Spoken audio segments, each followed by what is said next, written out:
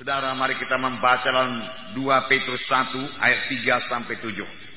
2 Petrus pasal 1 ayat 3 sampai 7. Dari sini kita melihat apa yang perlu kita kejar. Bahkan firman Tuhan berkata kita harus mengejarnya dengan bersungguh-sungguh.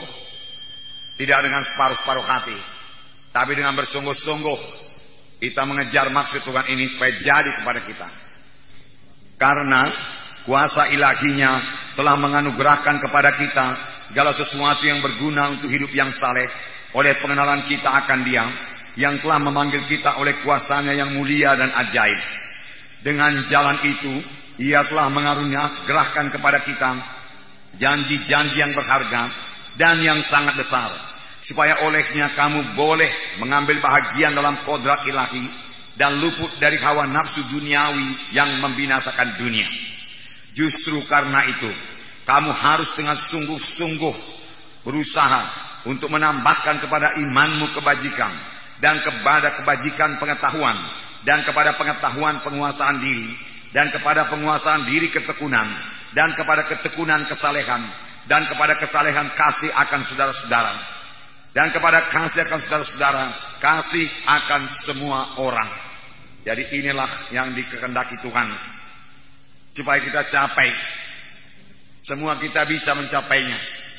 Karena ini dicapai bukan dengan kekuatan kita, tetapi dengan kesadaran kita. Lalu dengan bersungguh-sungguh kita mohon kepada Tuhan. Di sini dikatakan, justru karena itu kamu harus dengan sungguh-sungguh berusaha. Sungguh-sungguh berusaha. Sungguh-sungguh berusaha. Semua kita harus sungguh-sungguh berusaha secara rohani untuk bertumbuh dalam Tuhan. Tuhan tidak mengendaki usaha yang separuh-separuh hati, yang setengah-setengah hati, tidak. Tetapi Tuhan minta kita supaya kita semua bersungguh-sungguh berusaha untuk bertumbuh dalam Tuhan, untuk mencapai apa yang dikatakan Tuhan tadi, supaya bertambah-tambah dalam iman, bersungguh-sungguh berusaha supaya iman kita itu bertambah lagi dengan kebajikan atau kebaikan. Kita harus bersungguh-sungguh berusaha.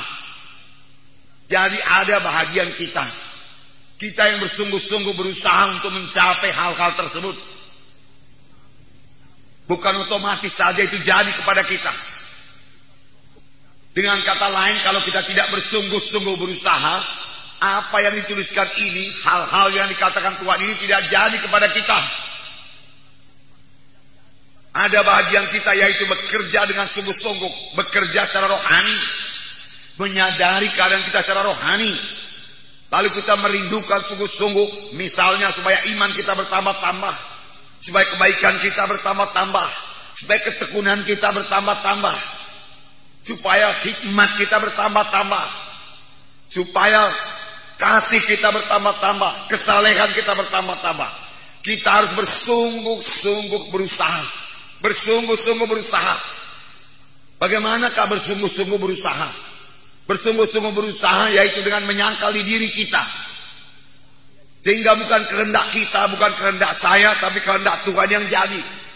Roh Kudus mau memimpinkan kita. Di sini ayat 3 tadi berkata, karena kuasa ilahinya telah menganugerahkan kepada kita segala sesuatu yang berguna bagi hidup yang saleh. Kuasa ilahinya telah menganugerahkan kepada kita segala sesuatu yang perlu untuk hidup yang saleh. Apakah yang telah dikaruniakan Tuhan kepada kita? Mari kita lihat supaya kita bersyukur kepada Tuhan. Apakah yang telah menjadi milik saudara setelah saudara mengikut Tuhan? Kuasa ilahinya telah mengaruniakan kepada kita segala sesuatu untuk hidup beribadah kepada Tuhan, untuk bisa hidup suci, untuk bisa berdoa. Apakah yang dikaruniakan Tuhan? Yang pertama tentu saja keselamatan jiwa. Kita sudah selamat, itu karunia Tuhan. Yang kedua dikaruniakan Tuhan kepada kita Roh Kudus. Tuhan telah memberikan Roh-Nya kepada kita. Tuhan berkata, aku memberikan kepadamu penolong yang lain yang akan menyertai kamu selama-lamanya. Seorang penolong yang lain yang akan menyertai kamu selama-lamanya, yaitu Roh kebenaran, Dunia tidak dapat menerima dia, sebab dunia tidak melihat dia dan tidak mengenal dia. Tetapi kamu mengenal dia, sebab ia menyertai kamu dan akan diam dalam kamu. Dunia tidak mengenal dia, tetapi kamu mengenal dia. Semua kita kenal Roh Kudus. Semua kita sadar akan Roh Kudus kalau kita mau menyadarinya. Semua kita bisa bersekutu dengan Roh Kudus setiap saat kalau kita rindu bersekutu dengan dia. Semua kita bisa berkata-kata dengan Roh Kudus karena Roh Kudus dalam kita.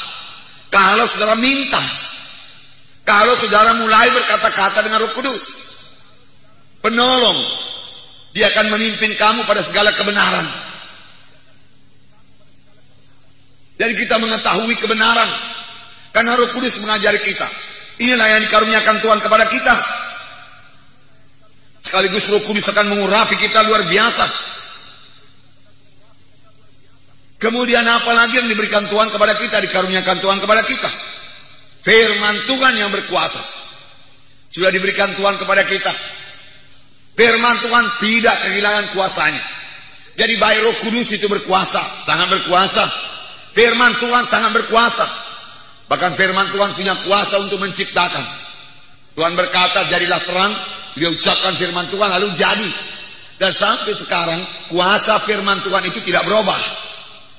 Firman Tuhan berkuasa mengubahkan saudara. Dalam Yeremia 23:29. Bukankah firmanku seperti api, demikianlah firman Tuhan, dan seperti palu yang menghancurkan bukit batu. Sekali lagi, bukankah firmanku seperti api, demikianlah firman Tuhan, dan seperti palu yang menghancurkan bukit batu. Firman Tuhan seperti api. Kemudian dikatakan lagi firman Tuhan seperti palu yang bisa menghancurkan bukit batu. Apakah maksudnya ini? Firman Tuhan seperti api. Saudara, api itu berkuasa. Api itu bisa membakar sampah-sampah. Dengan perkataan lain, firman Tuhan yang seperti api itu bisa membakar semua sampah-sampah dosa yang ada pada hidup kita.